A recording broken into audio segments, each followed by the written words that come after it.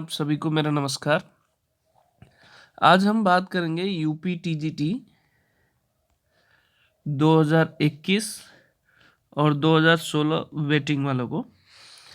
आज मैं कुछ दिखाना चाहता हूं कि 2013 में जो ऑर्डर आया था उसके अनुसार कैसे इन लोगों को नियुक्ति मिली थी, वो चीज़ें मैं बताना चाह रहा हूँ। क्योंकि कुछ बच्चे इस बार कोर्ट में जा रहे हैं और कोर्ट के थ्रू ही इस ऑर्डर को 2013 के ऑर्डर को लेके काफ़ी इसकी जगह पे नियुक्ति, मतलब ये यूपी टीजीटी पीजीटी की नियुक्ति प्रक्रिया करने जा रहा है। तो आज उनसे मेरी बात हुई, उनका नाम है विवेक दीक्षित।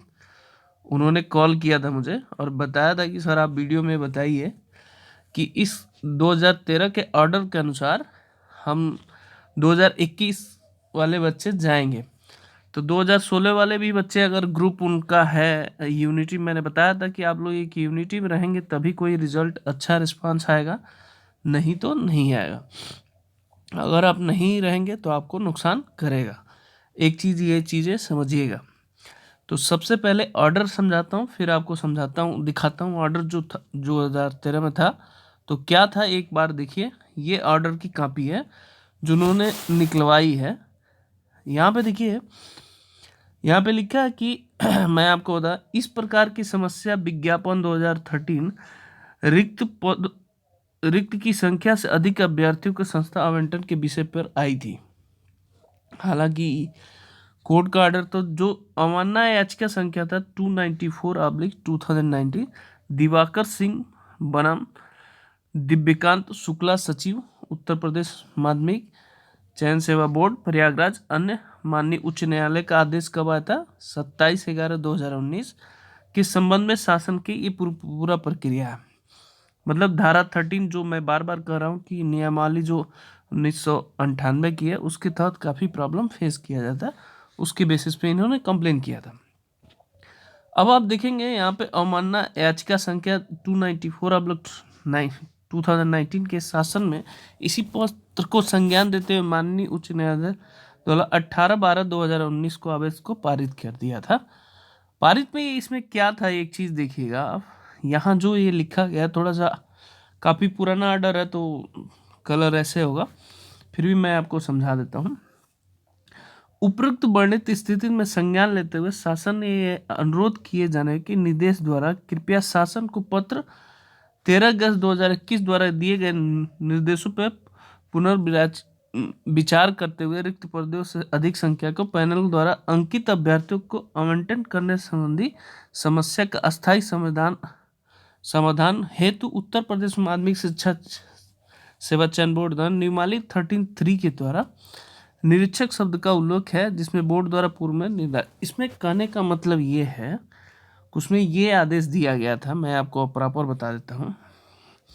आदेश ये था कि जैसा 2013 में कोर्ट ने आदेश दिया था कि डीआईओस तथा शिक्षा निदेशालय को ऑर्डर दिया था कि जितने भी रिक्त पदों की संख्या है, एक जगह कॉलेज आवंटन की जो लिस्ट होगी वो वेबसाइट पे करेगा, जिसके थ्रू इन्होंने एक साथ सबका जितनी सीटें खाली थी उसके थ्रू ये निकाले हैं। हालांकि इन्होंने ये पूरा ऑर्डर था जिसके थ्रू आपको लोग को, मतलब ये लोग भी सोच रहे हैं 2021 वाले भी ये लोग जाएंगे। तो ये कह रहे थे कि सर उनका कोई एक लिंक है व्हाट्सएप ग्रुप, तो व्हाट्सएप ग्रुप में तो मेरे हिसाब से 200 से ज़्यादा लोग नहीं आते हैं। तो मैंने एक टेलीग्राम पे लिंक बनाया था, आप उसमें जुड़ सकते हैं। अगर आप लोग कहेंगे तो विवेक दीक्षित जी का नंबर आप लोगों को मैं शेयर कर दूंगा जिन्होंने भेजा है। तो मैं विवेक जी से भी बोलना चाहूँगा, अगर वो जाना चाहते हैं। मैं ये मुद्दा इसलिए उठाना चाह रहा हूँ कि सबका बेनिफिट होगा। अगर मान लीजिए 1 वाले इसमें क्या होगा। और दूसरी चीज़ विवेक जी ने ये भी बताया है कि जो 2013 के जो याचिकाकर्ता थे उनसे भी उनकी बात हुई है। वो कह रहे थे कि 2 से 3 हायरिंग में आपकी काउंसलिंग की डेट आ जाएगी। तो अगर अच्छा लॉयर रहा तो आपकी रिजल्ट में फेवर में आ सकता है। तो मेरा बताने का मकसद ये है कि आप सभी से निवेदन है, एक तो वो मैंने जो लिंक दिया आप उसमें जुड़ लीजिए, मैं उसमें मैसेज का भी एक्टिव कर दूंगा कि आप उसमें रिप्लाई एक ग्रुप में आइए। मैं उस दिन भी बताया था कि एक प्लेटफॉर्म पे आना आपको बहुत ज़रूरी है। जब तक आप जुड़ेंगे नहीं, आप लोग की प्रॉब्लम की समस्या नहीं किया जा सकता, चाहे कोई भी नहीं कर सकता पर्टिकुलर अगर कहें तो। ये चीज़ें हैं।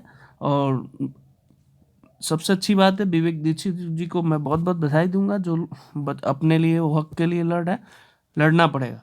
जाते जाते एक विवेकानंद का मैं शायरी आपको बता देता हूँ, जो ये मैंने ही टाइप कर रहा था, फिर मैंने उसका स्क्रीनशॉट लेके लिखा हूँ। ये विवेकानंद जी का, मेरा नहीं है। किसी दिन जब आपके सामने कोई समस्या न आए तो आप सुनिश्चित हो सकते हैं कि आप गलत मार्ग पे चल रहे हैं। कहने का मतलब ये है कि अगर आपको रास्ते में जिस दिन आपके सामने कोई समस्या न आए तो इसका मतलब समझिए कि आप गलत रास्ते पे जा रहे हैं। दूसरा विवेकानंद जी का स्टेटमेंट था, जब लोग तुम्हें गाली दे रहे हो तो तुम उन्हें आशीर्वाद दो। क्यों आशीर्वाद दो? सोचो, तुम्हारे झूठे से दम होकर बाहर निकलकर वो तुम्हारी कितनी मदद कर रहा है। थैंक यू आप सभी को मेरे तरफ से बधाई। आप लोग सही डिसीजन लेने लायक हैं, मेच्योर है, सारे टीचर हैं, तो मेरा काम था आप लोग गाइड करना, मानना ना मानना ये आपके ऊपर डिपेंड है। ओके, जय हिंद, जय माता दी।